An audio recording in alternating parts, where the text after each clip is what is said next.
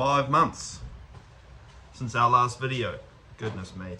I do apologize for the lack of videos. I really always think about doing videos and all that kind of stuff, but life's very busy with work, very busy with family. I don't actually have a lot of time for cars at the moment, even though I wish I did and all that kind of stuff. Yeah, it's just pretty tough, especially over summer here in New Zealand where we're doing a lot of family stuff and all that kind of thing, so definitely makes it a bit tougher. But the weather's getting colder, things are kicking off as far as the drift season goes overseas. D1 Lights started up last weekend, FD Japan and that, which is cool. That kind of gets me pretty motivated, watching that kind of stuff, especially the D1 Lights stuff. I'm really into that. I think FD US is starting this weekend, so yeah, pretty amped to get back into some car stuff. I'm still very busy with work stuff.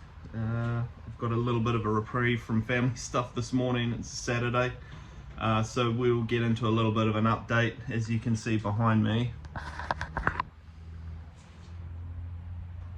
classic Reuben.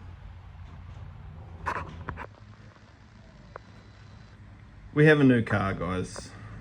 So some of you probably know, some probably don't. The green car's gone, the motor from the last video is gone, and I bought this. This is Ben Jenkins' old S13. It's kind of floated around a little bit the last few years.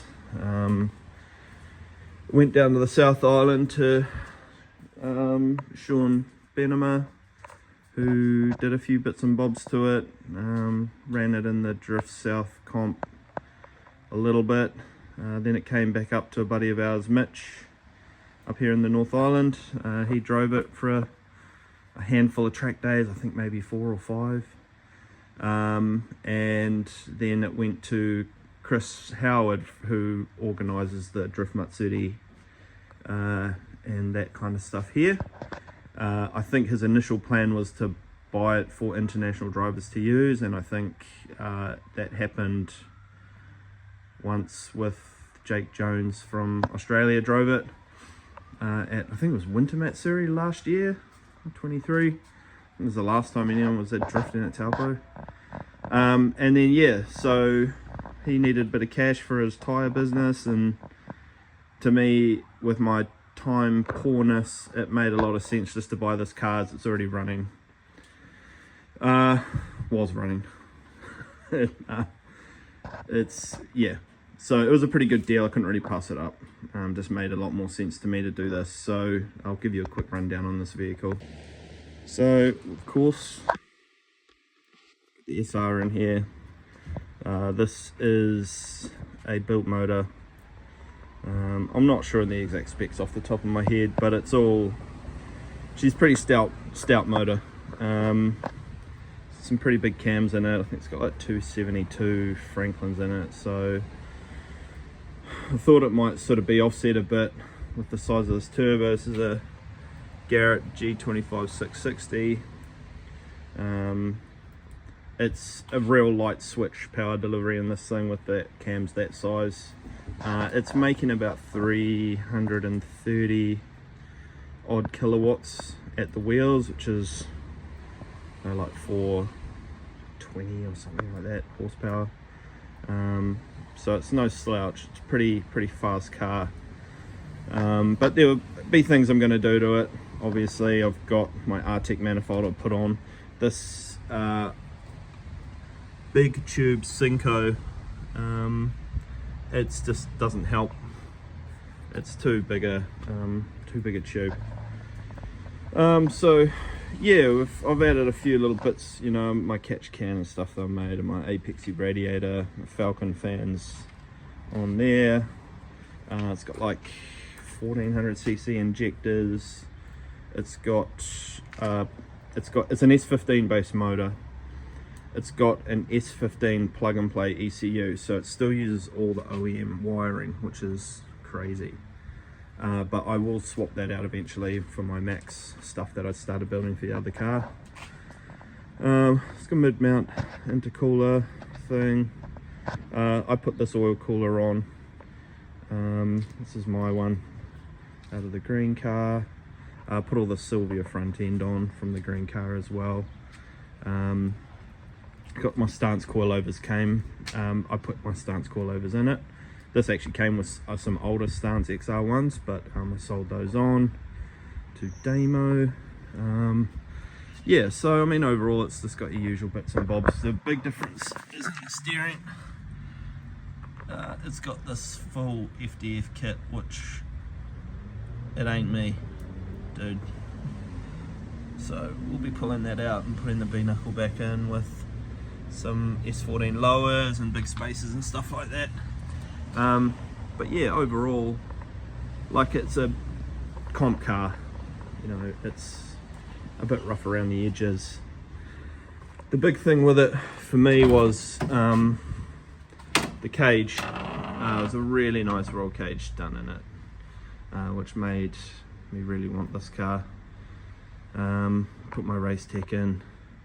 It's got hydro handbrake, it's got dual caliper rear. It's all like, I think it's either 33 GDR or maybe Z33 brakes on the back. It's also got the big Brembos and discs and stuff on the front, which is pretty sick. I put a fresh subframe in this thing. The one out of the green car I kept. Did GK Tech reinforcement kit. Got my 4.6 cars two-way in it, GDR, you know, GDR diff with the axles and all that kind of stuff. This actually had all that stuff in it, but it was S13 subframe. I wanted S14 subframe in this thing, so yeah, we've swapped all that in. You probably saw it. We've put a TTI sequential 5-speed HXD in this thing. It did come running with a Z32 tranny swap, all that kind of stuff. It needed a fresh clutch when I got it. It wasn't actually the clutch that was the issue, it was the throwout bearing, but we put a XCD Hyper single in it.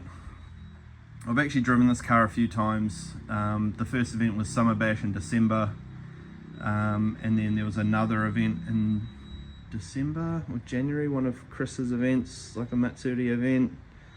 I actually won the big entry comp in this thing, which was cool. Had a lot of issues to start with at Summer Bash with this car, a lot of issues. Just bad, lots of bad stuff. And that's part of the reason I'm getting into this now. It had a fuel surge tank set up in the back. You know, just this wiring I've kind of tidied up on the fly at the track. It was worse than this. There's a lot of little bits like that. So yeah, that's what we're getting into. We'll go back into the sequential stuff later once we've got a bit of this sorted out. But I mean, this is dream stuff for me, man. SR car with a sequential gearbox. I'm really excited to give this thing a rip. It comes with a link dash as well, which is cool. So yeah, it's got a lot of good fruit.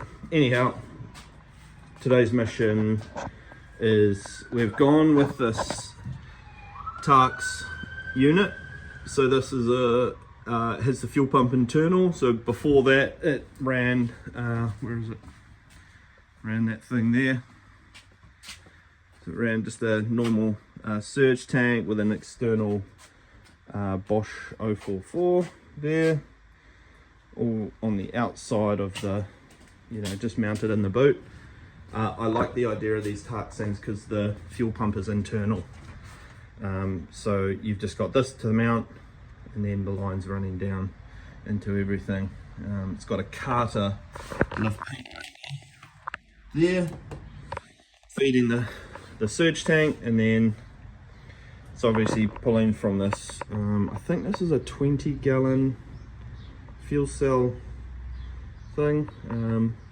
So yeah, we're just going to plumb this thing up, get this thing mounted in place, and get the car running again. And then I've actually got a few little slight issues with the gearbox setup, mostly around the clutch throwout.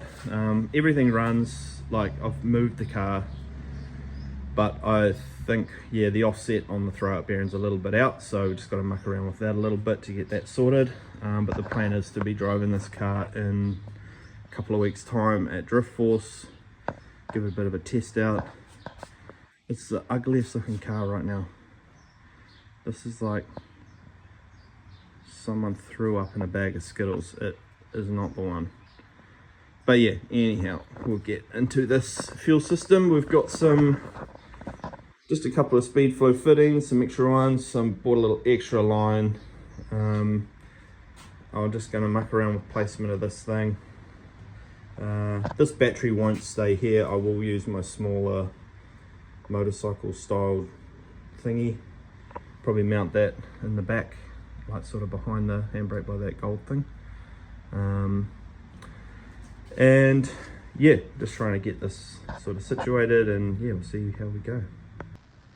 So this unit is it's a dual pump unit. There's only one pump in here. It's a Walbro 540, I think it is. So it comes from Tarks with this blank here. This is blanked off, and then obviously this has the pump below here. The pump feeds are all -6, these outlets.